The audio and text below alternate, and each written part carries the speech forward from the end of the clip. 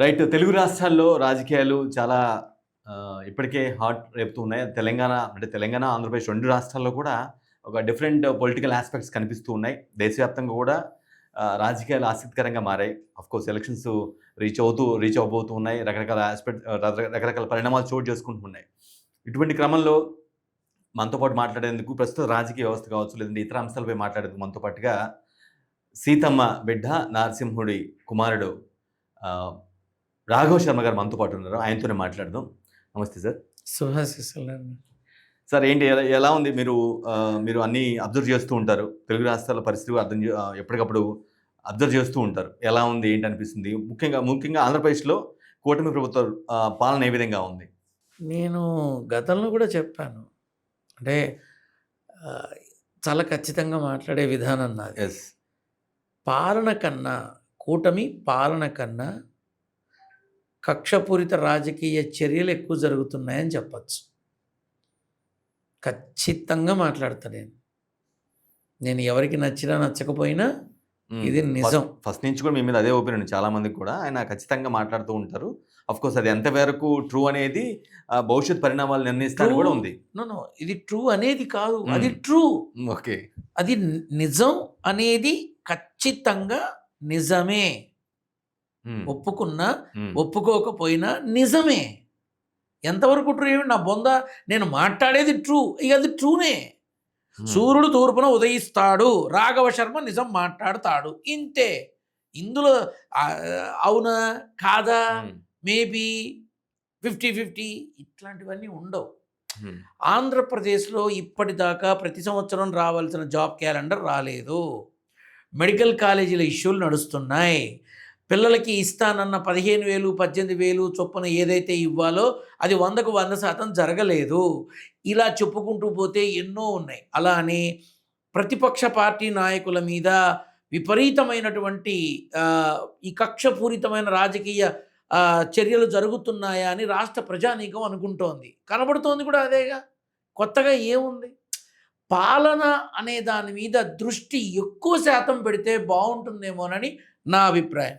నేను ఏనాడో అన్నా, కూటమిలో కూడా కొట్లాటలు, కుంపట్లు, సెగలు రగులుతాయి అని చెప్పి 2 ఏళ్ల క్రితమే చెప్పా. అసెంబ్లీలో 15 ఏళ్ల పాటు మేమే ఉండి అవకాశం ఉంది అని అసెంబ్లీ సాక్షిగా జనసేన అధిపతి ఎవరైతే పవన్ కళ్యాణ్ చెప్పడం జరిగిందో ఇవాళ ఆ స్థితి లేదు.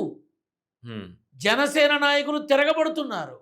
వాళ్ళ ప్రాభవం కోల్పోతున్నామని, ప్రాధాన్యత పోతోందని, వాళ్ళకి విలువని మంట గడుపుతున్నారని వాళ్ళే బయటకు వచ్చి మాట్లాడుతున్నారు. ఎందుకు హైదరాబాద్లో గోప్యంగా జనసేన నాయకుల సభ జరిగింది, మీటింగ్ జరిగింది, కూటమికి ఏమాత్రం ఇన్ఫర్మేషన్ లేకుండా? అంటే ఇవి నేను అన్నీ చెప్పినవే. ఇప్పుడు కొత్తగా చెప్పబోయేది ఏంటంటే, కూటమి యొక్క పాలన కన్నా మిగతా వాటికి ఎక్కువ సమయం పెడుతోంది. ఇది గమనించాలి. వచ్చే ఎన్నికల నాటికి వీళ్ళిద్దరు కలిసి ఉంటారు. ఈ ముగ్గురు కలిసే ఉంటారా? ఎలక్షన్ నోటిఫికేషన్ ముందు చెప్తా ఈ మాట. ఎందుకంటే పిల్లాడు పుట్టాకేగా జాతకం రాయాలి. అలాగే ఎలక్షన్ నోటిఫికేషన్ రిలీజ్ అయ్యాక నేను రిజల్ట్ ఇస్తాను. అది నా అలవాటు. ఏంటంటే ఎన్నికల నోటిఫికేషన్ విడుదలైన మరుక్షణం చెప్తాను నేను. అప్పుడు చెప్పా, జగన్ని ఓడించడానికి అందరూ కలుస్తారు అంటే ఎవరు నమ్మలా. కానీ నేను చెప్పా, ఒక్క మనిషిని ఓడించడానికి అందరూ కలుస్తారని. కలిశారు, గెలిచారు కదా. నోటిఫికేషన్ రాగానే చెప్పా, గెలిచేది కూటమి, వీచేది పవన ప్రభంజనాలు అని చెప్పా. ఏం జరుగుతుందో అందరూ చూస్తున్నారు. అవునా? సో నోటిఫికేషన్ వచ్చేసరికి మీకు నేను గుర్తుంటే తప్పకుండా తెలియపరుస్తాను. అయ్యో, ఖచ్చితంగా కొనుక్కుంటా, మిమ్మల్ని అప్రోచ్ అవుతాం, మీ ఎవరిని మళ్ళీ కూడా తీసుకుంటాం. కానీ ప్రస్తుత రాజకీయ పరిస్థితులు, మీరు ఏపీలో ఉన్న పరిస్థితులు, మీరు సిచ్యువేషన్ చూస్తూ ఉన్నారు. కూటమి పాలనలో మంచి జరిగినట్లు మీకేం కనిపించట్లేదా? ఇచ్చిన సూపర్ 6 అమలైనవి కానీ అవేం కనిపించట్లేదా? ఎక్కడ నేను ఎన్నోసార్లు చంద్రబాబు నాయుడు గారిని కలిసే అవకాశం దొరికితే నేరుగా కలిసి అడుగుదామన్న మనసుకుంది. అయ్యా, ఇప్పుడు వచ్చిన 2 ఏళ్ల పాటు లడ్డు వివాదం మీద సగం నాశనం అయిపోయింది. ఆ తర్వాత అంతకుముందు బుడమేరు వరద కాలువల సమయంలో అది కొంతకాలం నాశనం అయిపోయింది. ఇలా ఒక్కొక్క సమస్య మీద సంవత్సరాలు పోతున్నాయి. కూటమి ప్రభుత్వం పాలనలోకి వచ్చిన వెంటనే, ప్రభుత్వ ఏర్పాటు చేసిన వెంటనే 100 రోజుల్లో గంజాయి అనేది లేకుండా చేస్తామన్నారు. వాళ్ళ ఎంపీనే డ్రగ్స్ గంజాయిలో దొరికాడు రీసెంట్గా. అవునా? స్టేషన్ బెయిల్ మీద ఢిల్లీ వెళ్ళాడు. సరే, అది అప్రస్తుతం. Job calendar every year release చేస్తానన్నారు. ఎక్కడైంది? డిఎస్సి ఉద్యోగులకి సరైన న్యాయం జరుగుతుంది అని అన్నారు, డిఎస్సి ఉద్యోగాల నిమిత్తం. ఎక్కడ జరిగింది? అమరావతిలో ఏ రైతులైతే భూముల్ని ఇవ్వడం జరిగిందో ఈ రోజు వరకు భూమి ఇచ్చిన రైతుకి స్థలం ఇచ్చారా, పొలం ఇచ్చారా, డబ్బు ఇచ్చారా, ప్రభుత్వ ఉద్యోగం ఇచ్చారా, ఒక్క ఇన్ఫర్మేషన్ ఉందా? మళ్ళీ సెకండ్ టైం పుల్లింగ్ అని మొదలుపెట్టారు.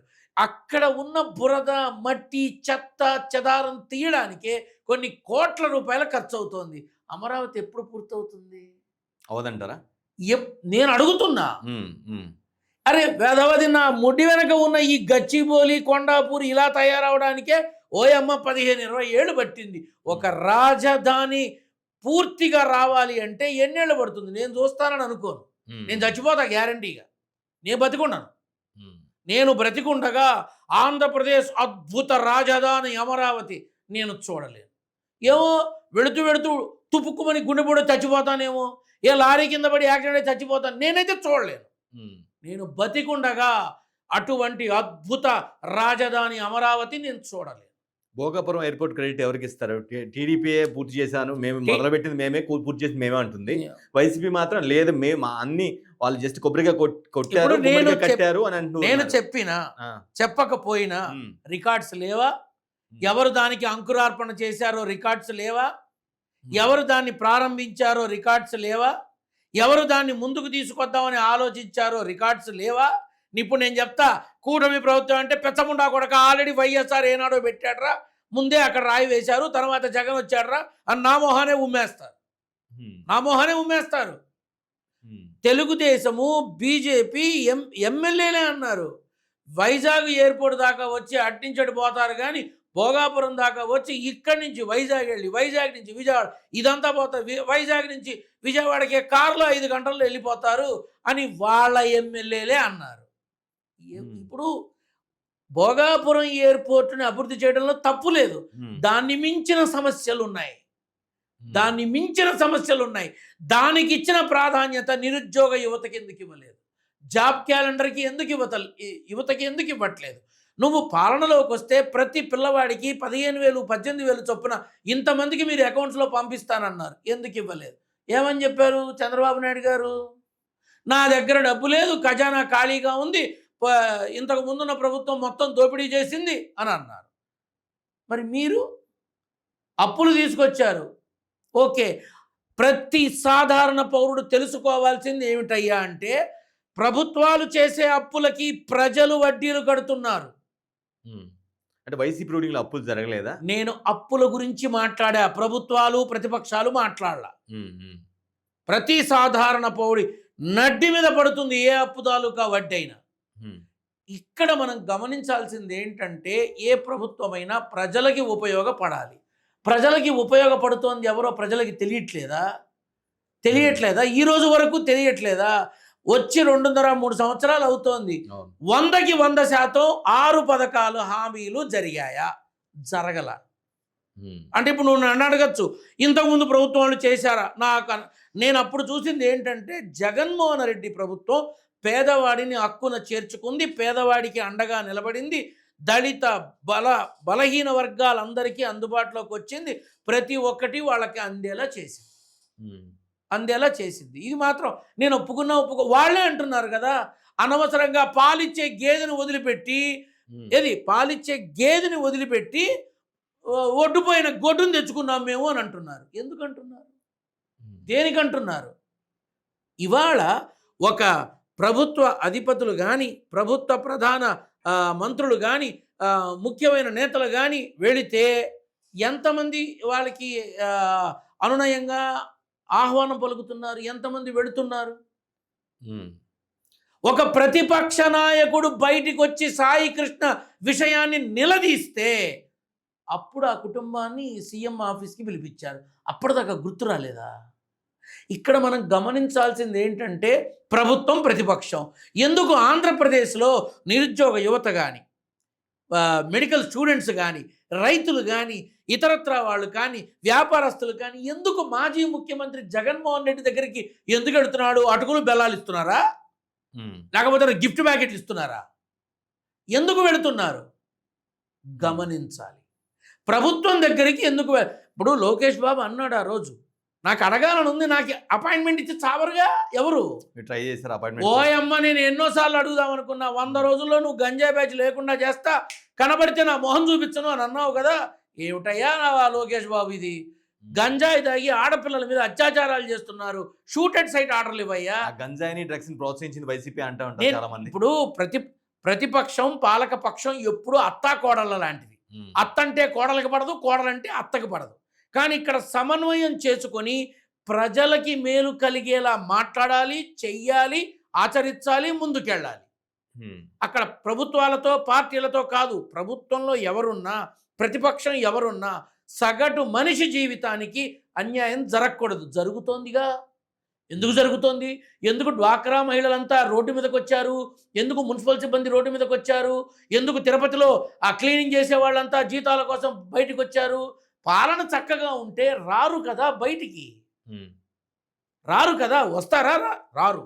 పాలన బాగుంటే రారు. పాలన వాళ్ళకి తగినట్టుగా ఉంటే ఒకలా ఉంటుంది, ప్రజలకి తగినట్టుగా ఉంటే పాలన బాగుంటుంది. ఈ విషయాన్ని గ్రహించాలంతా. ఇక్కడ నా విధానం ఏమిటంటే, సమస్యలు వస్తే ప్రతిపక్ష నాయకుడి దగ్గరికి వెళ్తున్నారు, ఏదన్నా అవకాశాల ఆఫర్ల కోసం ప్రభుత్వ అధికారుల దగ్గరికి వెళ్తున్నారు. ఏది ఎక్కువ ఇంపార్టెన్స్ అవుతుంది? సో ఇక్కడ ప్రభుత్వం, ఈవెన్ ప్రతి ఒక్కళ్ళు కూడా ప్రభుత్వం, కూటమి ప్రభుత్వంలో రాకముందు వాళ్ళు చెప్పినవేంటి, ఇవాళ చేస్తున్నవేంటి? నేను 6 పథకాల హామీలు 0 అని నేను చెప్పను. ఓ 30-35% అయ్యాయేమో అని చెప్తా. ఎందుకంటే వాళ్ళు ఉంటారుగా, వాళ్ళ పార్టీలో వాళ్ళు జెండాలు మోసిన కార్యకర్తల్ని అందరినీ గుర్తుపెట్టుకోగలరా? ఇవాళ జెండా మోసి ఒక కార్యకర్త, ఏ పార్టీ వాడైనా, తన పార్టీ తన నాయకుడు గెలిచేంత వరకు ఎముకలు ముక్కలు చేసుకొని తిరుగుతాడు. గెలిచిన తర్వాత కార్యకర్తలందరూ సంతోషంగా ఉన్నారా?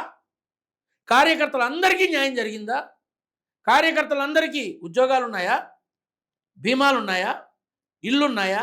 ఏమున్నాయి? లేదు. అభిమానంతో కార్యకర్తలు మిమ్మల్ని గెలిపించినప్పుడు ఆ అభిమానంతో వచ్చిన కార్యకర్తల్ని కళ్ళల్లో పెట్టుకొని కాపు కావాల్సినటువంటి బాధ్యత నాయకులకు ఉంటుంది. ఎంతమంది చేస్తున్నారు? ఎంతమంది చేశారు? చూస్తారు త్వరలో. అటువంటి నాయకుడు రాబోతున్నాడు. త్వరలో చూస్తారు. కొత్త నాయకుడు అతి త్వరలో చూస్తారు. ఎస్, కొత్త నాయకుడు అతి త్వరలో చూస్తారు. అటు జగన్మోహన్ రెడ్డిని చూస్తారు, ఇటు ఇంకో కొత్త నాయకుడిని చూస్తారు. ఖచ్చితంగా చూస్తారు. అనుమతిస్తే కాఫీ తాగుతారు. ప్లీజ్. కానీ సార్, సాయికృష్ణ విషయంలో కావచ్చు, అప్పలరాజు కుమారుడు విషయంలో కావచ్చు, జగన్ వ్యవహరించిన తీరు మీద చాలా విమర్శలు వస్తున్నాయి. అదేదో చిన్నపిల్లాడు ఏదో గుద్దాడు, ఆ వయసు 45 ఏళ్ళకి వయసు అయిపోయిన గొర్రెల కాపరికి బండి సంజయ్ కొడుకు అంత దారుణమైన నేరం చేశారు. ఎవరు పట్టించుకున్నారు? పట్టించుకుని గోలగోల అయింది సార్. ఏమవలా, హ్యాపీగా ఉన్నాడు వాడు, లక్షణంగా ఉన్నాడు. ఇక్కడ మనం గమనించాల్సింది ఏంటంటే, ఎవరైతే వాళ్ళకి తగినట్టు లేదో ఆటోమేటిక్గా రియాక్షన్స్ ఎక్కువగా ఉంటాయి. ఇప్పుడు ఇక్కడ జగన్మోహన్ రెడ్డికి వస్తున్న ప్రజాబలం తను వెళుతున్న పర్యటనలో చూస్తే అర్థమవుతుంది. ఆ లోపల ఉన్న కడుపు మంట నిప్పులు జరుగుతోంది కాబట్టి విమర్శలు వస్తాయి. 2019 ఎన్నికలకు ముందు కూడా నేను చెప్పాగా ముందే, ఆయన చుట్టూ పెద్ద ఎత్తున ఆయన ఎక్కడికి వెళ్ళినా సరే జనం వచ్చారు. కానీ అట్టర్ ఫ్లాప్ అయ్యాడు, డిజాస్టర్ అయిపోయాడు కదా. ఎవరు? 2019 ఎన్నికల ఎవరు?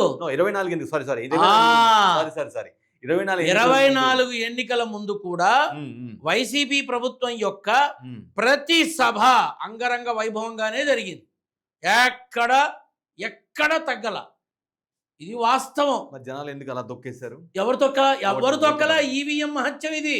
ఇప్పుడు నేను ఒకటి అడుగుతా, నా ఒకటి అడుగుతా, సైబర్ నేరాలు ఎలా జరుగుతున్నాయి? అకౌంట్ మంది, ఏటీఎం కార్డు మన దగ్గర ఉంటుంది, పిన్ నెంబర్ మన దగ్గర ఉంటుంది, అన్నీ మన దగ్గరే ఉంటాయి. కానీ ఎవడో మన డబ్బు కొట్టేస్తాడు.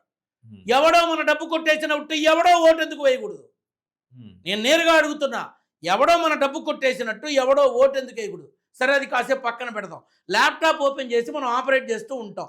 You go and search it. మనం ఏమీ ఆపరేట్ చేయకుండా, చేతులు పెట్టకుండా ల్యాప్టాప్లో స్క్రీన్ మీద అన్ని కదులుతూ ఉంటాయి, అన్ని చేస్తూ ఉంటారు. అంటే ఎవరో ఎక్కడి నుంచో ఆపరేట్ చేస్తున్నారని ఈజీగా పసిగడతారు. ఈవీఎంలో కూడా అదే జరిగిందిగా. ఇప్పుడు కూటమి ప్రభుత్వానికి మొత్తం వచ్చిన ఓటింగ్ శాతం ఎంత? వైసీపీ ప్రభుత్వానికి వచ్చిన ఓటింగ్ శాతం ఎంత? 175 మంది ఎమ్మెల్యేలకి ఒక్క 11 మంది ధీటుగా ఉన్నారు. అంటే ఒక్కొక్క ఎమ్మెల్యే ఎంతమందికి సమానం? పాండవులు కౌరవులు అనుకోవాలా? మనం గమనించాల్సింది ఏంటంటే, చాలా క్లియర్గా చెప్తున్నా, సైబర్ నేరాల తరహాలో ఈవీఎంలో జరిగిందా? ఒక డౌట్ నాకు అడగాలని ఉంది. 2019 ఎన్నికల్లో కూడా ఈవీఎం మ్యాజిక్ 2019 ఎన్నికల్లో ఈవీఎంల గోల్ ఎందుకు రాలేదు? ఎందుకు అంటే ఆ రోజు ప్రభుత్వ ఏర్పాటుకి ముందు వరకు జగన్మోహన్ రెడ్డి ఏదైతే చెప్పాడో అది ఆచరించడం మొదలుపెట్టాడు. ఆ చెప్పింది ఎవరికి? బడుగు బలహీన వర్గాలకి, చేనేత జౌళి కార్మికులకి, కార్మిక కర్షక రైతులకి, నిరుద్యోగ యువతకి, స్టూడెంట్స్కి చెప్పింది చెప్పినట్టు చేస్తూ వచ్చాడు. అంతే. ఈవీఎం మ్యాజిక్ వర్కౌట్ అయితే, అదే నిజమైతే ఖచ్చితంగా 2019 ఎన్నికల్లో బీజేపీ వచ్చేది కదా, కూటమి కాకుండా. ఎవరు? నేను ఉన్నంత వరకు బీజేపీ అనేది ఇంకొకరి సహాయం లేకుండా తెలుగు రాష్ట్రాల్లో ప్రభుత్వ ఏర్పాటు చెయ్యలేదు. తెలంగాణలో కూడా ఎక్కడా చెయ్యలేదు. ఇది రికార్డు చేసుకొని కావాలంటే దగ్గర పెట్టుకొని రోజు చూసుకొని నా మొహాన ఫోన్ చేసి చెప్పండి, అయినప్పుడు చూద్దాం. జరగదు.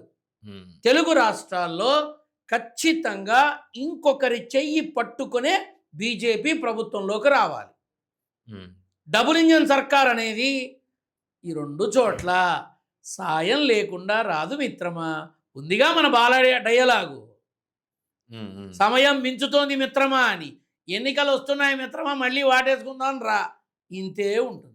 అన్న కోసం చాలా కష్టపడి పాదయాత్ర చేసి 100 కిలోమీటర్ల దూరం నడిచి అన్న పార్టీ బాగుండాలి, అన్న సీఎం అవ్వాలని కోరుకున్న వ్యక్తిని ఎటువంటి పదవి ఇవ్వకుండా బయటికి గెంటేసిన మాట వాస్తవం కాదా? చివరికి ఆమెకి ఏదైనా ఆపరేషన్ జరిగి చాలా ఇబ్బందికర పరిస్థితుల్లో ఉన్న కనీసం పరామర్శ కూడా, ట్వీట్ కూడా పెట్టిన మాట వాస్తవం కాదా? దేని గురించి అడుగుతున్నారు? షర్మిల గురించి. అఫ్కోర్స్ షర్మిల గురించి. ఇప్పుడు మరి ఆ విషయం దగ్గుబాటి వెంకటేశ్వరరావు ఏమయ్యాడు? అప్పట్లో ఎందుకు గుర్తించలేదు? పురంధరేశ్వరం ఎందుకు గుర్తించలేదు? పార్టీ ప్రచారం కోసం తన ఒళ్ళు హోనం చేసుకొని భయంకరమైనటువంటి ప్రమాదానికి గురైన జూనియర్ ఎన్టీఆర్ ఎందుకు గుర్తించలేదు? వాళ్ళ ఎదుటివారి ముడ్డి చూద్దామంటే కాదు, ముందు మన ముడ్డి కింద ఏముందో మనం తెలుసుకోవాలి.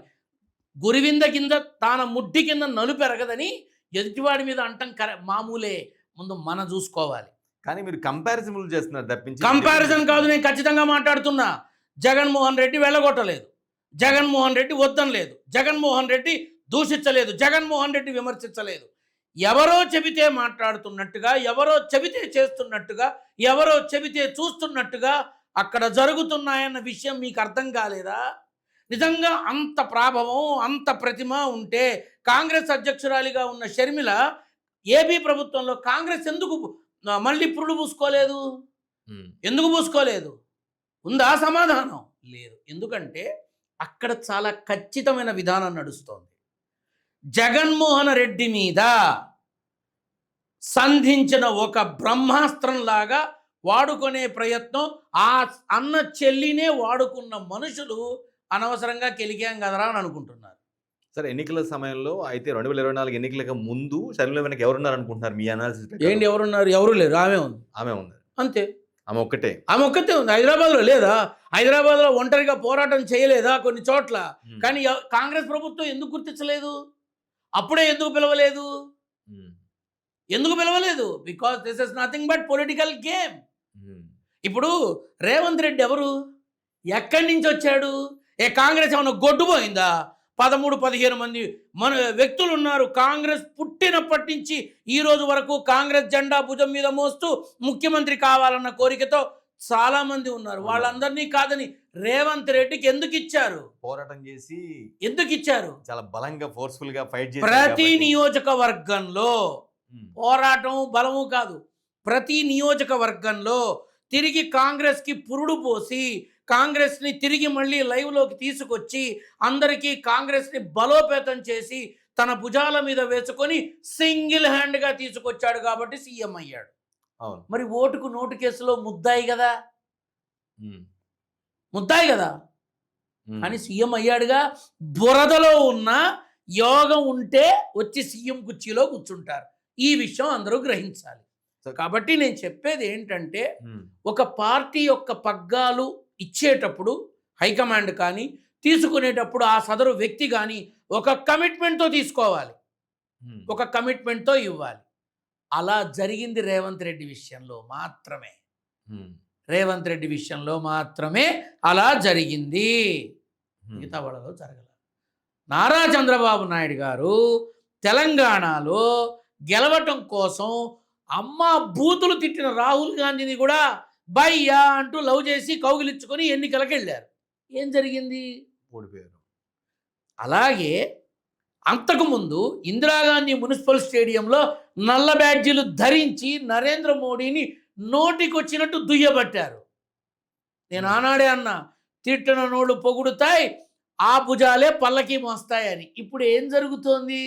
మళ్ళీ కలిసారు, కలిసి నడుస్తారు. పవన్ కళ్యాణ్ లోకేష్ చంద్రబాబు వాళ్ళిద్దరిని పవన్ కళ్యాణ్ బండ బూతులు తిట్టుకున్నారు. నేను అన్నా, ఒరే రేపు వీళ్ళంతా కలిసి కూర్చుని భోజనం చేస్తారా, అంతా కలిసి జగన్ని ఓడిస్తారా అన్న. ఏం జరిగింది? కలిసిపోయి కంటెస్ట్ చేశారు, కలిసి కంటెస్ట్ చేశారు. రాజకీయంలో శాశ్వత శత్రువులు ఉండరు, శాశ్వత మిత్రులు ఉండరు. ఈ పాయింట్ నోట్ చేసుకోవాలి. రాజకీయంలో పదవీ కాంక్ష, పదవీ వ్యామోహం ఉన్నవాళ్ళు ఎట్టి పరిస్థితుల్లోనూ డాష్ డాష్ డాష్ నేను చెప్పను. కానీ సార్, నేను 16 సంవత్సరాలు నేను మీడియాలో జర్నలిజం ఫీల్డ్లో ఉన్నాను. మిమ్మల్ని ఎప్పుడు కూడా వైసీపీ నేతలతో కావచ్చు, ఎవరితో కూడా కలిసినట్టుగా ఫోటోలు కూడా నేను ఎప్పుడు చూడలేదు. కానీ మీరు అంత బలంగా వైఎస్ జగన్ సపోర్ట్ చేస్తున్నట్టుగా ప్రతి మాటలో అర్థమవుతుంది. ఏమన్నా మీకు ఏమన్నా మరి అంతకుముందు 2018 2018లో వైసీపీ వాళ్ళు మా ప్రభుత్వం వస్తుందా రాదా, మేము గెలుస్తామా లేదా అని అడిగినప్పుడు నా దగ్గరకు వచ్చి నేను ఎవరెవరికి ఏం చెప్పానో అదే జరిగింది. అప్పుడు గెలిచిన తర్వాత మీరు నా మొహం కూడా చూడరా నాయనా అని అన్న. ఎవడు చూడాల. తర్వాత మళ్ళీ కొంతమంది కలిసినప్పుడు రే అనుకుంటున్నారేమో 20 ఏళ్ళు 25 ఏళ్ళు ఏదో వాగుతున్నారు, ఏమీ లేదు, ఈ 5 ఏళ్లే, తర్వాత మీరు ఉండరు అని చెప్పా. అయిందా? ఇప్పుడు అప్పుడు నన్ను కళ్యాణ్ బాబు అభిమానులు భుజాలను ఎత్తుకుని మోసారు నన్ను. కోట ప్రభుత్వం వచ్చినప్పుడు రామశర్మ గారు చెప్పింది అయింది, మా అన్న గెలిచాడు, మా అన్న ఇంకా అది మోసారు, ఆనందం వేసింది.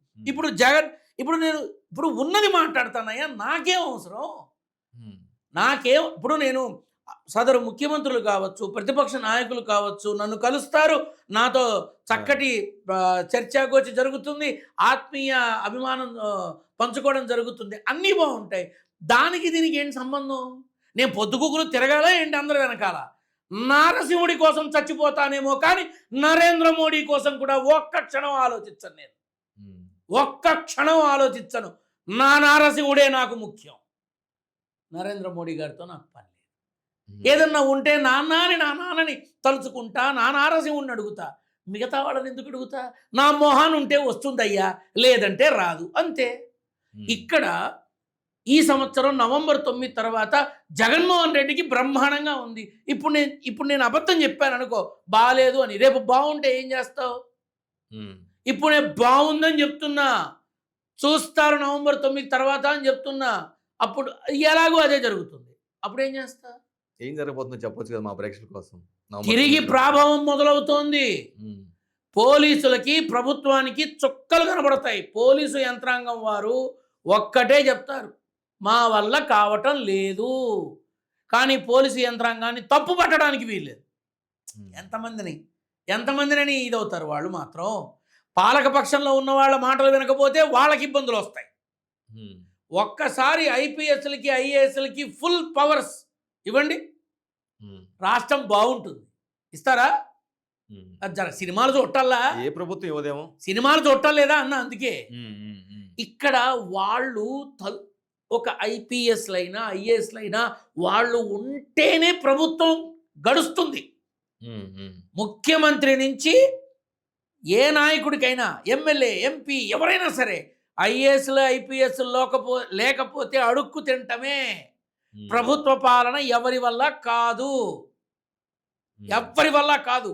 ఓన్లీ ఐఏఎస్ అండ్ ఐపీఎస్ రెండు ఉంటేనే ఎవరైనా అడ్మినిస్ట్రేషన్ చేయగలరు. వాళ్ళు లేకపోతే అడుక్కు తిరిగిపోతాం, కుక్కలు చింపిన విస్తరవుతుంది.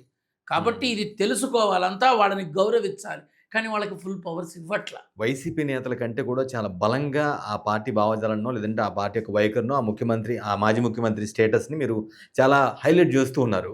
అంటే అండర్ కరెంట్గా let me give a clarity. Don't say highlight, don't say highlight. అది ఇప్పుడు నన్ను కామెంట్స్లో వీడు వైసీపీ తొత్తు వైసీపీ లక్షణంగా మాట్లాడతారు. నేను ఇంత కూడా ఫీల్ అవ్వను. ఎందుకో తెలుసా, రేపు ఒప్పుకొని చావాల్సిందేగా జరిగితే. ఇప్పుడు హైలైట్ చేస్తే నాకేమన్నా తాడేపల్లిలో సగం ఆస్తులు రాసిస్తాడా ఆయన? లేకపోతే మంగళగిరి నా నాన్న దగ్గర ఎకరం భూమి ఏమైనా రాసిస్తాడా? ఇవ్వరుగా. ఆయన ఇచ్చినా నాకెందుకు? ఇవ్వరు కదా. నిజం మాట్లాడుతున్నా అంతే, నిజం ఆయన పరిపాలన నచ్చిందా, ఆయన వ్యక్తిత్వం నచ్చిందా మీకు? పేదవాడికి అండగా నిలబడాలి అన్న ఆలోచన నచ్చింది. విద్యార్థులకి ఫీజు రియంబర్స్మెంట్ ఇవ్వాలి అన్న ఆలోచన నచ్చింది. బడుగు బలహీన వర్గాలకి ఇల్లు అనేది ఒకటి ఏర్పడాలి అనే ఆలోచన నచ్చింది. పూర్తిగా పక్షపాతి పేదవాడి కోసం, అది నచ్చింది. సో ఈ లక్షణాలు ఏవి కూడా చంద్రబాబు, లోకేష్, పవన్ కళ్యాణ్ ఉన్నాయా? ఉన్నాయా? మీరే చెప్పండి. కాకి చొక్కా పైన వేసుకున్నంత మాత్రాన ఆటో డ్రైవర్ కారు. కాకి చొక్కా వేసుకున్నంత మాత్రాన డ్రైవర్ కాదు, కార్మికుడు కాదు, కర్షకుడు కాదు. ఆ చొక్కా లోపల ఉన్న ఆ కార్మికుడి యొక్క అప్పుల బాధ తీర్చేది ఎలా అని ఆలోచించాలి. వాడి అకౌంట్లో వాళ్ళు చెప్పారుగా 18,000 అని. ఎన్ని పడ్డాయి? నేనేమంటున్నా, అయ్యా మీరు రండి, హామీలు ఇవ్వండి, మీరు చెయ్యగలిగేవి ఇవ్వండి. నువ్వు హామీలు ఇచ్చే పదవిలోకి వచ్చి సభాముఖంగా అందరి ముఖంగా చెప్పావు, నేను హామీలు తీర్చలేను, నా దగ్గర డబ్బులు లేవు, ఖజానా ఖాళీ చేశారు, నా వల్ల కాదు చెప్పావు. వెరీ గుడ్, నచ్చావు, బాగుంది. మరి ఎక్కడి నుంచో తెచ్చిన అప్పులతో ఇవి బాగు చేయొచ్చుగా.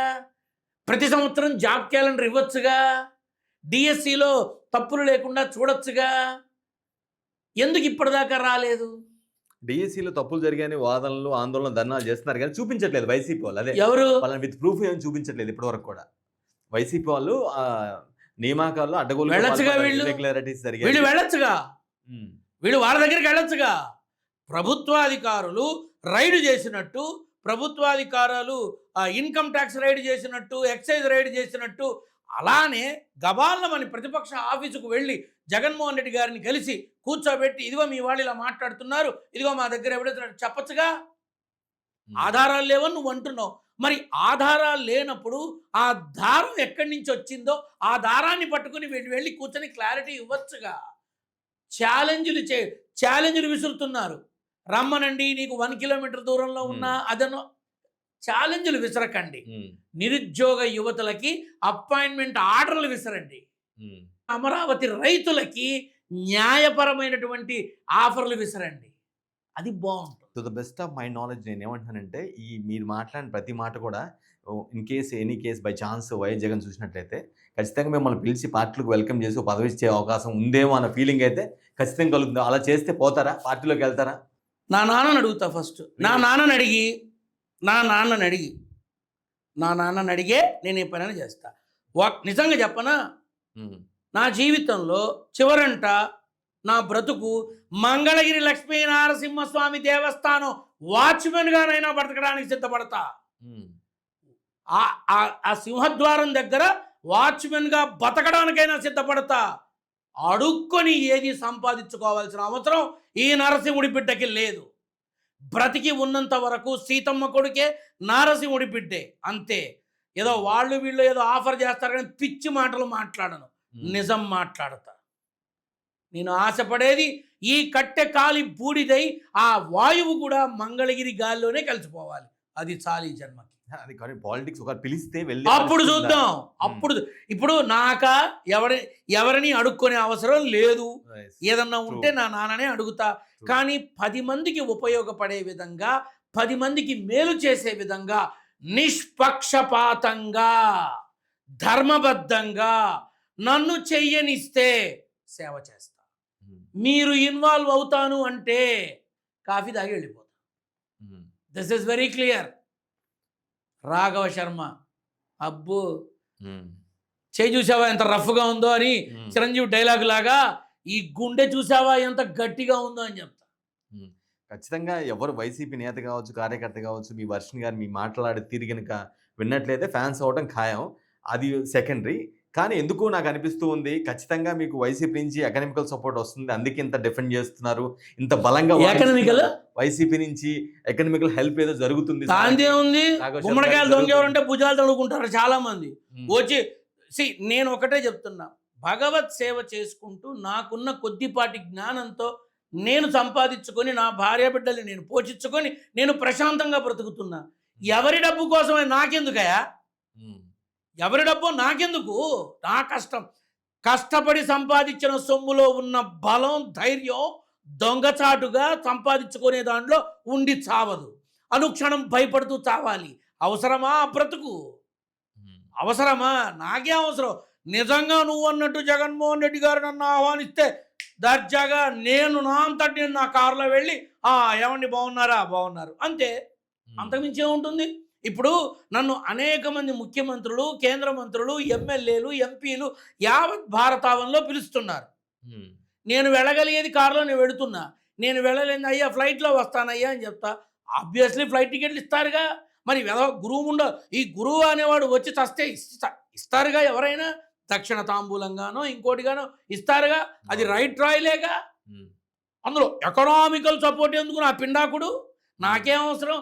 అవసరమైతే నా నాన్నని అడుగుతాను కానీ ఇంకొకళ్ళని అడుగుతానా? జరగని పని. వైఎస్ జగన్ అంటే ఎందుకు అంత ఇష్టం? చంద్రబాబు నాయుడు అంటే ఎందుకంటే వ్యతిరేకం మీకు? మీ మాటలో నాకు అర్థమైన కాంటెక్స్లో అడుగుతున్నాను, చిన్న షార్ట్కి వచ్చిందాక. జగన్ అంటే ఎందుకు అంత ఇష్టం? చంద్రబాబు అంటే ఎందుకు అంత వ్యతిరేకం? చెప్పాగా, ఎన్నిసార్లు చెప్పాలి? పేదవాడి కోసం పక్షపాతిగా మారాడు, అందుకు ఇష్టం. అంతే. ఆయనకి ఎన్ని వేల కోట్లు వస్తుంది, ఎన్ని వందలు, నాకెందుకు అవన్నీ? నాకు అనవసరం. పేదవాడి కోసం తను ఏం చేశాడో నా కళ్ళతో చూసా, అందుకే ఇష్టం.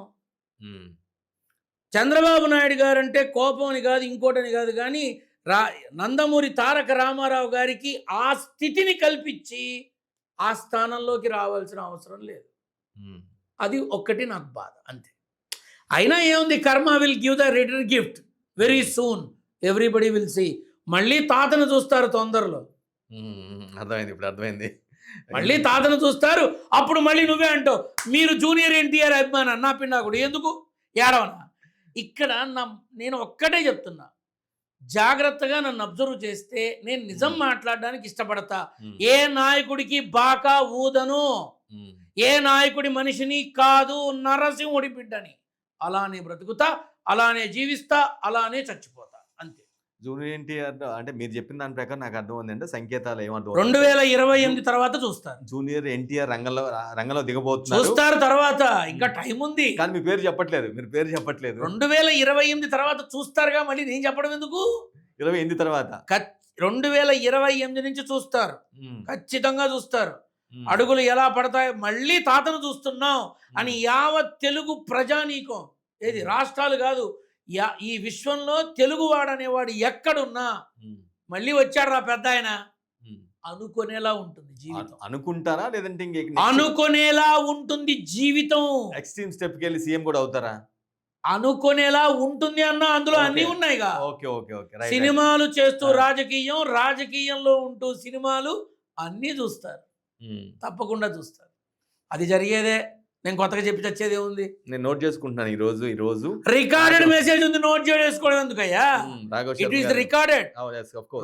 5 టర్మ్స్గా ఎన్నికల ఫలితాలు కానీ, తెలంగాణ రాష్ట్ర ఆవిర్భావ రోజు కానీ ఏదైతే చెబుతూ వచ్చానో ఈ రోజు వరకు చెక్కు చెదరకుండా జరిగింది అంటే నా సీతమ్మ తల్లి ఆశీర్వచనం, నా నాన్న నారసింహుడి అనుగ్రహం. మంత్రాలు లేవు, తంత్రాలు లేవు, యంత్రాలు లేవు, ఏమీ లేవు. విజువల్స్ అన్నీ ఉన్నాయిగా. 2020 జనవరి 23వ తారీఖు చెప్పా, దేశం అష్టదిగ్బంధనం అవుతుంది, మార్చి 3వ వారం తర్వాత జీవితం ముక్కలవుతుంది అని అన్నా. Due to Covid. చూశారు. ఉమ్, నువ్వు చెప్పింది నిజంగా అయితే వచ్చిందా అని అడిగాడు ఒకడు. ఆ, ఫోన్ చేసి అడిగాడు. ఉమ్, అది యూట్యూబ్ ఛానల్లో ఇంటర్వ్యూలో ఉందిరా, పోయి చూసుకోరా పిచ్చి వెధవా అన్న. ఉమ్, చూశాడు. క్షమించండి గురువు గారు అన్నాడు. తిట్టడం ఎందుకు, మళ్ళీ క్షమాపణ అడగడం ఎందుకు? రాఘవ శర్మ అని కొడితే వేల ఇంటర్వ్యూలు వచ్చి చస్తాయి. వెతుక్కోండి టైం ఉంటే. ఇక ఇప్పుడు నేను కలిసిన వాళ్ళందరి ఫోటోలు పెట్టాలని కూడా అనుకోవట్లా. ఎందుకంటే ఇది ఏఐ ఫోటో అంటాడు ఒకడు, ఉమ్, ఇది మార్ఫింగ్ అవును, అంటాడు ఒక్కడు. అవును, అవును. ఇప్పుడు ఒక్క క్షణం, ఇప్పుడు వాళ్ళు నమ్మకపోతే నాకేమైనా నష్టమా? ఉమ్, నమ్మితే నాకేమైనా ఎక్స్ట్రా లాభమా? ఏమీ ఉండదు. ఉమ్, కానీ నేను పొందిన ప్రేమ, అభిమానం ఉమ్, అవి చాలు అనుకున్నా. ఈ ఈ వెధవ పబ్లిసిటీ కోసం ఎవడయ్యా చచ్చేది ఇక్కడ? నాకు వీసమెత్తు కూడా వాటి మీద వ్యామోహం లేదు, ఉమ్. నాకు అస్సలు లేదు. 2029 ఎన్నికల తర్వాత ఏపీలో ఎవరు ముఖ్యమంత్రి అవుతారో, తెలంగాణలో ఎవరు ముఖ్యమంత్రి అవుతారో? నోటిఫికేషన్ రిలీజ్ అయిన తర్వాత నేను గుర్తుంటే నా దగ్గరకు వస్తే అప్పుడు తెలియపరుస్తా. నోటిఫికేషన్ కొడుకు- తర్వాత బిడ్డలు పుట్టందే జాతకం రాస్తారా మీ ఉమ్, జ్యోతిష్య శిఖామణులు? ఉమ్, రాస్తారా? వేరు. నేను కూడా అంతే. నోటిఫికేషన్ రాకుండా ఉమ్, నామకరణ ఉత్సవం చెయ్యను నేను. ఉమ్. మీ గురించి నేను ఇది కూడా ఒకటి విన్నాను. విజయ్ ముఖ్యమంత్రి అవ్వబోతున్నారని చాలా ఎవరూ చెప్పలేదు, ఈవెన్ సర్వే రిపోర్ట్ కూడా చెప్పలేదు. బట్ మీరు చెప్పినట్టుగా ఒక వీడియోనో ఒకరి ద్వారా నాకు మెసేజ్ వచ్చింది. అది ఎట్లా ఫైండ్ అవుట్ చేయగలరు, ఎట్లా మీరు ఫౌండ్ అవుట్ నా నాన్న వల్ల ఉమ్, నువ్వు అదే అంటున్నావు. అవును. ఇక్కడ తెలంగాణలో మొదటిసారి కాదు, రెండోసారి ఇప్పుడు కూడా మన రేవంత్ రెడ్డి గారి వియ్యంకుడు కృష్ణారెడ్డి నా దగ్గరకు వచ్చినప్పుడు అవ్వడ్రా నాయన ఇప్పుడు లేదు యోగం అంటే నన్ను చచ్చేలా తిట్టిపోశారు. ఉమ్, ఇక మామూలు తిట్లు కాదు. కానీ ఎప్పుడైతే అవ్వలేదో అప్పుడు మళ్ళీ నేనే అవసరం వచ్చా. ఉమ్, ఇది ఏంటంటే ఇప్పుడు మొన్న మళ్ళీ ఎన్నికల ముందు తడిగుడ్డు వేసుకుని పడుకోమను, సీఎంగా ప్రమాణ స్వీకారాన్ని గెస్ట్లుగా ఎవరిని పిలవాలో లిస్టు రాసుకోపో అన్న. ఉమ్, చాలా ఒకళ్ళు కాదు, అనేక రకాలుగా అనేక మంది నాయకులు, అన్ని పార్టీల నాయకులు చాలామంది నన్ను సంప్రదించడం జరిగింది. గెలిచేవాడికి నువ్వు గెలుస్తావని చెప్పా, ఓడిపోయేవాడికి అడుక్కు తింటావని చెప్పా. అన్నీ అవే జరిగినాయి. నా మాట విని బాగుపడి రాకుండా డబ్బుతో ఆస్తులు పెంచుకున్న వాళ్ళు ఉన్నారు, ఉన్న ఆస్తులు అమ్ముకున్న వాళ్ళు ఉన్నారు. నేను నాలానే ఉన్నా, ఉమ్. నాకెవరితోనూ పని లేదు. అప్పుడు ఎలా ఉన్నారు, ఇప్పుడు అంతే ఉన్నారు. చచ్చేదాకా ఇలానే ఉంటా. ఉమ్. సీతమ్మ కొడుకుని. విజయ్లో మీరు ఏ విధంగా ఎట్లా గుర్తించారు ఆయనకి ఆ ఈ- ప్రజాబలం ఉందని ఇప్పుడు చెప్పేసి? ఒకటి, నేను ఏప్రిల్ 1st వీక్లో అనుకుంటా ఉమ్, బీజేపీ 2 చోట్ల తన స్థానాన్ని సంపాదించుకుంటుంది, గట్టి పోటీ ఇస్తుంది, గట్టిగా నిలబడుతుంది అన్న. జరిగింది. కేరళలో కాంగ్రెస్ ఊపిరి పోసుకుంటుంది అన్న. జరిగింది. తమిళనాడులో డిఎంకే. ఇవన్నీ కాదు, విజయ్ ప్రమాణ స్వీకారం చేస్తాడు అని చెప్పా. మీరు ఒక్కరే చెప్పినట్టున్నారు, ఎవరు చెప్పలేదు ఇంతవరకు. కదా? అవును, true, it was true. So ఇవే కాదు, ఎన్నో ఉన్నాయి. 2019లో కూటమి ప్రభుత్వం గెలిచినా వీచేది పవన ప్రపంచనాలే అన్న. ఇవాళకి సభ మీద 5 ముఖ్యమంత్రులు ఉండని, 20 మంది కేంద్ర మంత్రులు ఉండని, ఎంపీలు ఎమ్మెల్యేలు ఎంతమంది ఉన్నా మన నరేంద్ర మోడీ నేరుగా కళ్యాణ్ బాబుని కౌగిలించుకుంటాడు. దాని అర్థం ఏంటి? ఎన్నో చెప్పడం జరిగింది, ఒకటి కాదు. సో ఇవన్నీ నా నాన్న వల్ల, నా నాన్న నారసింహుడి దయ వల్ల జరుగుతాయి తప్ప ఇంకా నాకు తెలియదు. నరేంద్ర మోదీ రూలింగ్ ఎలా ఉందంటారు మీ అజంప్షన్? బలం తగ్గుతుంది, ఇంకా బలం తగ్గుతుంది. తగ్గుతుందా? బలం తగ్గుతుంది. 4సారి అయ్యే పరిస్థితి లేదా? అప్పుడు మాట్లాడదాం. సో ఇది మాత్రం అంటే ఎలక్షన్స్ టైం ఉంది కాబట్టి అది బ్రేక్ చేస్తున్నట్టుగా ఉన్నారు. మిగతా అన్ని చాలా స్ట్రాంగ్ గా చెప్తూ ఉన్నారు, ఎవరు అవ్వబోతున్నారు అనేది. Very clear. కట్ చేయడం కాదు, ఇంకోటి కాదు. పిల్లవాడు పుట్టకుండా జాతకం రాస్తావా? నోటిఫికేషన్ రాకుండా నేను సమాధానం చెప్పాను. అంతే. ఇది క్లియర్. నా పద్ధతి, నా ధర్మాన్ని నేను తప్పను. నువ్వు కోట్లు కుమ్మరిచ్చినా నాకు గడ్డి పరకతో సమానం. ఇప్పుడు ఎవరన్నా వచ్చి మా సార్ ఇట్లా అవుతారని చెప్పండి అని నన్ను అడిగిన వాళ్ళు చాలామంది ఉన్నారు. ఏ రోజు కూడా అవి తీసుకొని పోయి ఇక్కడి నుంచి అంట. మరీ ముఖ్యంగా మన జూబ్లీ హిల్స్ ఎన్నికలప్పుడు చాలామంది నన్ను అప్రోచ్ అయితే, అప్పుడు I think same August September ఆ టైంలో వచ్చి అడిగితే అన్ని పార్టీల వాళ్ళు వచ్చారు. నేను అన్నాను, రే పిచ్చోళ్ళారా, డబ్బులు వేస్ట్ చేసుకోకండి, ఈసారి వచ్చేది నవీన్ యాదవే, అసెంబ్లీకి వెళ్ళి అధ్యక్షాన్ని మొదలు పెడతాడు జీవితాన్ని, ఇది జరిగి తీరుతుంది అన్న. గురుగారు ఇంకా పార్టీ టికెట్ కూడా అనౌన్స్ చేయలేదు, మహామహులు ఉన్నారు అక్కడ అంటే ఎవరన్నా ఉండని, నవీన్ యాదవ్ అధ్యక్ష అని పిలిచి తీరుతాడు, ఎవడు ఆపలేడు అన్న. అది జరిగిన తర్వాత మళ్ళీ మామూలే. ఇది కామన్ నాన్న. నేను ఇలానే ఉంటా, ఇలానే మాట్లాడతా. ఇష్టం ఉంటే పిలవండి, లేదంటే మానేయండి. ఎంత ఆకలేసినా సింహం గడ్డి తినదు, నరసింహుడి బిడ్డ లేనిది చెప్పడు, ఉన్నది దాచడు. ఇది తథ్యం. తెలంగాణలో క్షుద్ర రాజకీయం అని ఏదో బాగా ఒకళ్ళ మీద ఒకళ్ళు ఆరోపించుకుంటున్నారు. హరీష్ రావు ఏదో పూజలు చేశాడని చెప్పి అది క్షుద్ర రాజకీయం అని వీళ్ళంటే, వాళ్ళు మళ్ళీ రేవంత్ రెడ్డి చేస్తున్నాడు, అందుకే 2034 నేను ముఖ్యమంత్రి అని బలంగా చెప్తున్నాడు. అసలు అటువంటి పరిస్థితి ఉందా? క్షుద్ర రాజకీయం చేస్తున్న ఏదో అవసరం ఒక ఉందంటారా? కంటెంట్ కావాలిగా. ఉమ్, ఓ ఏదో ఒక, ఏమీ లేదు టాపిక్, ఏదో ఒకటి కావాలిగా. ఉమ్, ఉమ్, అవునా? ఉమ్, ఇప్పుడు నేనున్నా, నా మీదే ఎవడన్నా రాయాలి అనుకుంటే వెతుకుతూనే ఉంటాడుగా, వీడు ఎక్కడ దొరికి చస్తాడు అని. అవును. అది నాన్న, ఈ ఈ చేతబడులు, పూజలు అవును. ఇవన్నీ ఏవి కరెక్ట్ కాదు. ఉమ్, దయచేసి మీ మాధ్యమం ద్వారా నేను తెలియపరుస్తున్నా, ఈ చేతబడులు, క్షుద్ర పూజలు, అవి ఇవి ఉపయోగం లేదు. అవి చెయ్యటం వల్ల డబ్బు బొక్క, టైం బొక్క, అన్నీ వేస్టే తప్ప ఏమీ అయి చావదు. అది వాళ్ళకైనా వీళ్ళకైనా. ఉమ్. కష్టపడండి, కన్నుల పండుగగా ఆనందాన్ని పొందండి. జస్ట్ లైక్ టైం పాస్ లాగా ఆరోపణలు ఇది చేసుకోవడం, కూడా అంతే, నింద ఆరోపణలు చేసుకోవడం. అంతే. ఉమ్, చెప్పానుగా, అత్త అంటే కోడలికి నచ్చదు, కోడలంటే అత్తకి నచ్చదు. మరి కొట్టుకు చావాలిగా. కొట్టుకు చావాలంటే ఇదిగో నువ్వు పప్పులో ఉప్పు వేసావు, ఉమ్, ఇదిగో నువ్వు అక్కడ తొడవలేదు, అదిగో అంతా మట్టిగా ఉంది. అత్తా కోడళ్ళు అట్లా అనుకుంటే వీళ్ళు ఇట్లా అనుకుంటారు. ఉమ్, ఇంతే. Please don't waste our time. ఉమ్. అంటే మనవడి గురించి ఒక ఇండికేషన్స్ ఇచ్చారు. ఎవరు? సో మీరే అంటే ఒక మనవడు ఒక వస్తాడు, మిస్ అయినాడు అంటే కనిపించు. జూనియర్ ఎన్టీఆర్ అంతే, అర్థం కాలేదా? సరే సార్, జూనియర్ ఎన్టీఆర్ఏ వస్తే అంటే ఆయన నెక్స్ట్ ఒక సెకండ్ టైం చెప్పారు, ఆ టైం తర్వాత ఆయన ప్రభావం ఉంటుందని చెప్పారు. ఒకవేళ అదే నిజమై ఉంటే, అదే జరిగిపోయి ఉంటే, మీరు ఎంతగానో ఇష్టపడుతున్నటువంటి వైసీపీ జగన్ ముఖ్యమంత్రి అయ్యే ఛాన్స్ లేకుండా పోతుంది. దానికి దీనికి ఏమయ్యా సంబంధం? ఉమ్, ఉమ్, ఇప్పుడు 2026 నవంబర్ 9 నుంచి జగన్మోహన్ రెడ్డికి అత్యంత అద్భుత రమణీయంగా ఉన్నది వాస్తవం కాదా? మీ జ్యోతిష పండితులు అడుగు. నెంబర్ 1. ఉమ్, జూనియర్ ఎన్టీఆర్కి 2028 నుంచి రాజకీయ పరంపరమైనటువంటి ద్వితీయ అధ్యాయం మొదలవడం నిజం కాదా? వెళ్ళి ఎంక్వైరీ చేసుకోండి. ఉమ్, ఆయనకి అట్లా ఉంది, ఈయనకి ఇట్లా ఉంది. నాకేంటి నొప్పి? ఉమ్, నరసింహుడి దర్శనం చేసుకోలేని రోజు నాడు నేను శవంతో సమానం. నా నాన్నని మర్చిపోయిన రోజు నాడు నేను శవంతో సమానం. వాళ్ళతో వీళ్ళతో నాకేం సంబంధం? ఉమ్, నాకొద్దు నాయన. సీతమ్మ కొడుకు, నారసింహుడి బిడ్డ, భగవత్ సేవకుడు. ఈ రకంగా 10 మందికి ఉపయోగపడే ప్రజాసేవకుడు అవ్వాలన్నా, నన్ను పొందాలన్నా ధర్మం తప్పని రాఘవ శర్మని మనం తట్టుకోగలము అనే నమ్మకం ఉన్నవాడు నన్ను పిలవాలి, నన్ను ఎవడో పిలవడు. ఉమ్, ఉమ్, ఎలా పిలుస్తారా? ఎలా పిలుస్తారు? ఎవరన్నా పిలుస్తారా నన్ను అసలు? ఉమ్. ఇంత ఈ రకంగా బ్రతికేవాడిని ఎవరన్నా పిలుస్తారు? ఇక పాము తెచ్చి పక్కనే పెట్టుకున్నట్టు ఉంటుంది.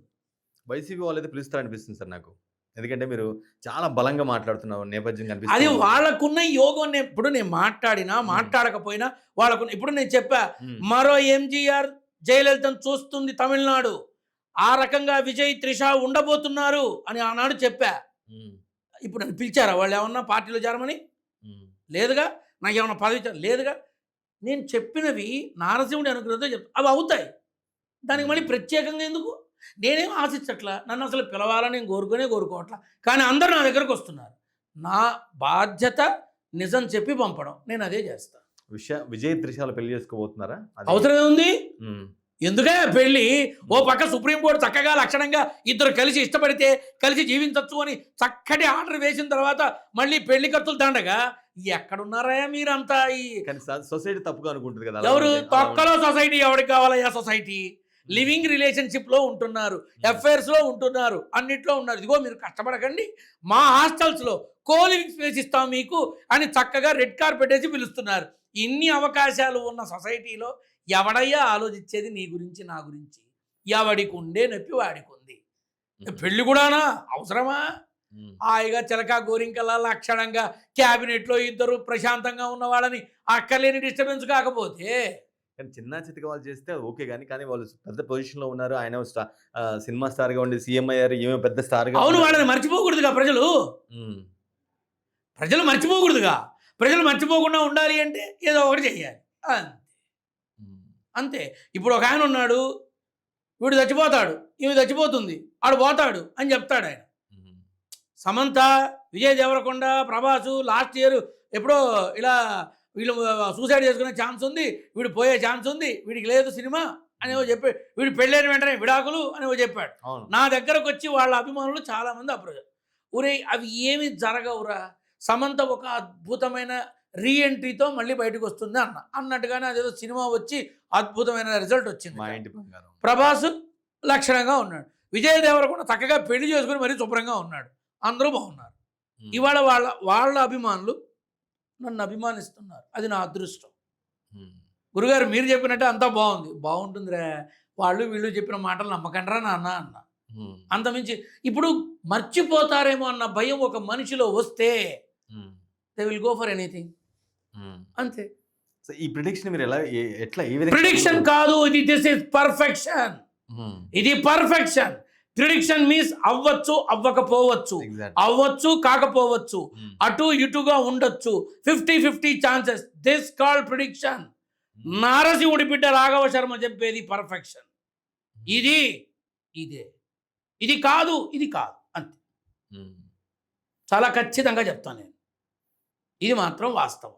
లేదనుకో, తెలియదు అనుకో, నాన్న సంకల్పంలో నాకు తెలియదు అనుకో, నవరంధ్రాలు మూసుకుని కూర్చుంటా కానీ పిచ్చివాగుడు వాగను, నాకు అనవసరం. ఇది నా పద్ధతి. ఈ పర్ఫెక్షన్ ప్రకారమే చెప్పొచ్చు కదా భవిష్యత్తు కూడా ఎవరు ఉండబోతున్నారు ఇక్కడ కానీ, దేని గురించి? తెలంగాణలో కానీ, ఏపీ కానీ నడుస్తోందిగా, ప్రభుత్వం నడుస్తోందిగా, నడుస్తున్నాయిగా, నడుస్తుంది. మరి అటువంటిప్పుడు చక్కగా చిలక గోరింకల్లా కొట్టుకుంటూ, అత్తాకోడలు చక్క కొట్టుకుంటూ ఎంతో బాగా వాళ్ళ మీద వీళ్ళు అన్నీ నడుస్తున్నాయిగా. ఇంకా రాలేదుగా ఎన్నికలు, ప్రభుత్వాలు కూలిపోవు. రేపటితో ఇది ఆగస్టు కదా, సెప్టెంబర్తో రేవంత్ రెడ్డికి ఉన్న కష్టకాలం పోతుంది. వాడు ఇంకా బ్రహ్మాండంగా లక్షణంగా ఉంటుంది, హ్యాపీగా నడుస్తుంది. నడవని ఎన్నికల ముందు కత్తులు బయటకు వస్తాయి, అప్పుడు మాట్లాడుకుందాం. ఓకే, ఎన్నికల ముందు ఒక 4-5 నెలల ముందు చెప్పగలుగుతారా మీరు? ఎన్నికల ముందు ఒక 4-5 నెలల ముందు నోటిఫికేషన్ రిలీజ్ అయిన మరుక్షణం గుర్తుంటే రా అన్న, నేను సమాధానం ఇచ్చా ప్రశ్న లేకుండానే. ఇక ప్రశ్న ఎలా రాసుకుంటావో నీ ఇష్టం, ఇది తథ్యం. ఓకే, కానీ ఎలా సాధ్యం అనేది నాకు ఇప్పటికీ డౌట్ కొడుతుంది. మీరు అంత కాన్ఫిడెన్స్గా ఎలా చెప్పగలుగుతున్నారు? ఎటువంటి ఇన్పుట్స్ ఉన్నాయి మీకు అనేది నాకు అర్థం కావట్లేదు. గుండెల మీద నారసింహుడు, గుండెల్లో మా అమ్మ ఉన్నంత కాలం నా మాట ఎప్పుడు అలానే ఉంటుంది, అచ్చు తప్పదు. ఇవే నా దగ్గర ఉన్న అతి బలమైనవి. ఇంకో పాశుపతాస్త్రాలు, రామబాణాలు కూడా ఇంత బలంగా ఉంటాయో లేదో తెలియదు, బట్ ఈ రెండు ఎప్పటికీ బలమైనవే, అలానే ఉంటాయి. ఓకే, ఐ మీన్ ఫేస్ చూసా లేదా చూడకుండానే 7 సముద్రాల అవతల ఎంతో మంది నా బిడ్డలు నేనున్నానని నమ్ముతూ బ్రతుకుతున్నారు. వాళ్ళందరికీ చెప్తున్నా, మరి ఏం చూసి? వెతకలేరు, కనిపెట్టలేరు. ఎందుకో తెలుసా? గుండెల్లో ఉన్న మా అమ్మ, గుండెల మీద ఉన్న నా నారసింహుడి తప్ప ఇంకేమీ లేని వాడి దగ్గర ఏమని వెతుకుతావు? కొండరాయిని తవ్వితే నీళ్లు రావు, చక్కటి భూమిని తవ్వితేనే నీరు బయటకు వస్తుంది. అంతే, నేను కూడా నా నానే ఉన్నాడు. రాఘవ శర్మ గారి ఆస్తులు ఎన్ని ఉన్నాయంటే ఏం చెప్తారు? ఆయన ఆస్తి, నా ఫ్లాట్ ఏమో 1,15,00,000, నా కార్ ఏమో 7 లక్షలు. అమ్మ ఉండి చస్తాయిగా, 1,00,000-2 లక్షలు అన్ని కలుపుకుంటే ఎంతకు మించేందుకు? డబ్బు ఎంత అవసరం? మా అమ్మ చెప్పేది, నాన్న కడుపుకి పట్టిందే తిను, ఒక్క ముద్ద ఎక్కువైనా అజీర్తి చేసి లోపల ఉన్నది కూడా బయటకు వస్తుంది. ఒక ముద్ద తక్కువైందా ఇంకో గంట ఎక్స్ట్రా పని చేస్తావు. ఈ రెండిట్లో నీకు ఏది నచ్చితే అదే ఫాలోగా అంది. ఆకలితో ఉండడం చాలా బాగుంది, అందుకనే అలానే ఉంటున్నా. ఇవాళ రేపు విళదుంప దగ్గర ఇల్లంటే 50 లక్షలు లేదు కదయ్యా, ఇవ్వడానికి బ్యాంకులు ఉన్నాయి, లోన్లు. కాబట్టి ఇల్లు కొనుక్కున్నా, కారు కొనుక్కున్నా, నా బ్రతుకు నేను చక్కగా బంగారం లాంటి భార్యతో అద్భుతమైన జీవితాన్ని ఆనందంగా ముందుకు తీసుకెళ్తున్నా. నారసింహుడి కటాక్షంతో, సీతమ్మ అనుగ్రహంతో ఈ జీవితంలో అన్నీ పొందుతూ ఉన్నా. ఇంతకన్నా ఏం ఆశపడాలి నేను? చెప్పు, ఏం ఆశపడాలయ్యా? మనిషికి తృప్తి అనే విలువ తెలిస్తే ఆత్మహత్యలు ఉండవు, కష్టాలు ఉండవు, బాధలు ఉండవు, గొడవలు ఉండవు, కొట్లాటలు ఉండవు, ఏవి ఉండవు. ఆ తృప్తి లేకనే మనిషి మర్రి చెట్టు పట్టుకొని వేలాడుతున్న గుడ్లగూబ లాంటి జీవితాన్ని అనుభవిస్తున్నాడు. ఇది తెలుసుకోవాలందరూ. ఇప్పటివరకు మీరు చెప్పిన లాస్ట్ క్వశ్చన్ సార్. ఇప్పటివరకు మీరు చెప్పిన పర్ఫెక్షన్ కావచ్చు ఏదైనా సరే, మీరు చెప్పింది తప్పు అయిందా? లేదంటే ఎగ్జాక్ట్‌గా జరిగిందా? అంటే మీ మీ నేను అంచనా మీ ఇప్పుడు నా అంచనాలు దగ్గర తలకిందులు అదే చెప్తున్నా. ఇప్పుడు నా దగ్గరికి ఎవరైనా వచ్చారు. హ్మ్. వాళ్ళకి ఏ భగవత్ స్వరూపాన్ని పట్టుకుంటే పరిష్కారం వస్తుందో చెప్తా. హ్మ్. ఆ విధానం అమలు చేసి ఆ రూపాన్ని పట్టుకొని నేను చెప్పిన విధంగా ఆ దైవాన్ని వేడుకుంటూ ఉంటే హ్మ్. పరిష్కారం వస్తుంది. అది చెయ్యకుండా నాకు కావాలి పరిష్కారం అంటే వస్తుందా? కడుపు నిండా తింటేనే కానీ కక్కూసు కూడా రాదు. హుహు. కష్టపడకుండా ఏమన్నా వస్తాయా? వావ్! ఈ విషయం గ్రహించండి. నా దగ్గరకు వస్తే భగవంతుడికి ఏం చేయాలో చెప్తా. నాకు కాదు. నన్ను నమ్మితే ఏమొస్తుందయ్యా? బూడిదొస్తుంది. అదే భగవంతుడిని నమ్మితే జీవితం బంగారుమయం అవుతుంది. ఇదే నేను చెప్పేది ఎవరికైనా. ఇదే చెప్తాను ఎవరికైనా. ఇదే చెబుతూ చచ్చిపోతాను చివరిదాకా అయినా. హ్మ్. స్వస్తి. రైట్. Last sir. ఒక ఇంపార్టెంట్ థింగ్ మిస్ అయ్యాను. కవిత టీఆర్ఎస్ పార్టీ పెట్టింది. కానీ ఆమె చాలా ఫోర్స్‌ఫుల్‌గా అఫ్‌కోర్స్ బీఆర్ఎస్ పార్టీలో ఏం లేదా పనిచేసి అది? ఏం లేదు. ఏముండదా? ఎఫెక్ట్ ఏముండదు. హ్మ్. అబ్బే ఏముంటుంది? రేపు డాడీ అంటుంది. బేటా అంటాడు కేసీఆర్ అయిపోయింది. అంతే. నా కంఠంలో ప్రాణం ఉండంగా నేను బీఆర్ఎస్‌లో జాయిన్ ఓ అవ్వడానికి అమ్మ చాలా ఇలాంటివి స్పష్టంగా ఎన్నో చెప్పారు. చూసాం మేము. ఆ! ప్రజారాజ్యం పార్టీ పెట్టినప్పుడే చెప్పా. పార్టీ ఉండదు. చిరంజీవి ముఖ్యమంత్రి కాడు అని. హ్మ్. నన్ను పట్టుకొని తిట్టారు. నేరుగా వచ్చి మరీ తిట్టారు. హ్మ్. కానీ నిజమైన తర్వాత నిజమే అయింది. ఏం జరిగింది? ఓయమ్మ! ఆ ఆనందం వేరులే. అట్లా నాన్న ఏదైనా చెప్తున్నా రాజకీయంలో ఏవి పర్మనెంట్ కాదు. హ్మ్. హ్మ్. రేపు కవితమ్మ ఒక 10 మంది నిలబెడితే అందులో 5గురు గెలిచారనుకో, హ్మ్. ఏ పార్టీకి సపోర్ట్ చేస్తే బలం పెరుగుతుందో ఆ పార్టీకి సపోర్ట్ చేస్తుంది. అప్పుడు డాడీనే ఉంటే హ్మ్. కలవాల్సింది తప్పదంటారు. కలుస్తుంది. హ్మ్. ఎందుకు ఉప ముఖ్యమంత్రి కాకూడదు పవన్ కళ్యాణ్ లాగా? హ్మ్. There is a possibility. హ్మ్. పాసిబిలిటీ ఉంది. కాకపోతే ఇంకా టైం అంత తేలిక కాదు నాన్న. హ్మ్. అంత తేలిక కాదు. అనడం, చెయ్యటం చాలా తేలిక. హ్మ్. చాలా తేలిక. When it comes to the implementation hmm. Very high risk. Telangana రాష్ట్రాన్ని సాధించి, తెలంగాణని తీసుకొచ్చి, భారతావనిలో తెలంగాణ రాష్ట్రానికి ఒక రూపాన్ని తీసుకొచ్చి, ఒక రాష్ట్రాన్ని ఏర్పాటు చేసినటువంటి కేసీఆర్‌ని మర్చిపోయి, ఆ మంచి తెచ్చిన రాష్ట్రానికి ఇవాళ ముఖ్యమంత్రులుగా, మంత్రులుగా, అధికారులుగా ఇంతమంది ఉండి, రాష్ట్రాన్ని తెచ్చింది ఆ మనిషి అని మర్చిపోయి, నోటికొచ్చినట్టు మాట్లాడుతున్నారు. ఎలా తీసుకోవాలి కానీ దీన్ని? ఆయన ఒక్కడి వల్ల సాధ్యం ఎలా కాలేదు. తీసుకో కేసీఆర్ ఒక్కడి వల్ల సాధ్యం కాలేదు. డ్రైవర్ లేడు. బస్సులో 36 మంది ఉన్నాడు. బస్సు కదలట్లా. ఎందుకని? హ్మ్. డ్రైవర్ ఉంటేనే కదులుతుంది బస్సు. 36 కాదు. అలాగే ఒక ట్రైన్‌లో కొన్ని వందల మంది ఉంటారు. అవును. పైలట్ రైల్వే పైలట్ ఒక్కడే ఉంటాడు. హ్మ్. అవునా? నడిపేవాడిని బట్టే వీళ్ళుంటారు. నడిపేవాడిలో దమ్ము, ధైర్యం ఉంటేనే వీళ్ళుంటాడు. నడిపేవాడి మీద నమ్మకం ఉంటేనే వీళ్ళంతా కూర్చుంటారు. ఆ నడిపేవాడిని మర్చిపోయి మేము అని గుండెలు బాదుకునే వాళ్ళకి నా విన్నపం ఒకటే. హ్మ్. రాష్ట్రాన్ని సాధించిన నాయకుడిని తూలనాడకండి. నచ్చకపోతే వదిలేయండి. హ్మ్. మీకు నచ్చట్లేదు వదిలేయండి. ఓకే. కానీ రాష్ట్రాన్ని తీసుకొచ్చిన ఆ మనిషిని అగౌరవంగా మాట్లాడకండి. మన ధర్మం అది. ఇవాళ గాంధీని తిడతారా? సరే వేరే వాళ్ళు ఉన్నారు. అవును. మన ఇండియాలో భారత జాతిపిత అని ఎందుకన్నారు? హ్మ్. మనకి స్వాతంత్రం తెచ్చాడని. అవును. మిగతా విషయాలు నాకు అనవసరం. తెచ్చాడు. అలాగే గౌరవించండి. హ్మ్. ఈ రోజుకి స్కూల్ పిల్లల దగ్గర కూడా ఆ మనిషిని పట్టుకొని పరమ నీచంగా మాట్లాడుతుంటే పదవి పోతుందనే భయం ఎక్కువగా ఉందేమో అనిపిస్తోంది. హ్మ్. హ్మ్. మ చక్కటి రాజకీయం చెయ్యండి. ఆరోగ్యభరితమైన పోటీని తీసుకురండి. ఆహ్లాదకరమైన విధానంలో మనుషుల మధ్య అనుబంధాలు పెంచండి. అంతే తప్ప మీరేమిటో మర్చిపోయి, మీ స్థాయి మర్చిపోయి, మీ అర్హతలు, మీ విద్యా అర్హతలు అన్నీ మర్చిపోయి, దిగజారుడు మాటలతో ప్రజలకి విసుగు తెప్పించకండి. ఇది నా విన్నపం. అంతే. Right. Thank you so much Raghava Sharma గారు. అన్ని అంశాల మీద పాలిటిక్స్ గాని, దేశం గాని, అన్ని రాజకీయాలు, అన్ని వైపు గురించి, అన్ని అంశాల గురించి కూడా చాలా క్లియర్ కట్ వివరణ ఇచ్చారు. మరో ఇంటర్వ్యూలో మరికొన్ని అంశాలపై రాఘవ శర్మ గారితో మాట్లాడదాం. అప్పటివరకు చూస్తూ ఉండండి వలయం TV. Thank you so much.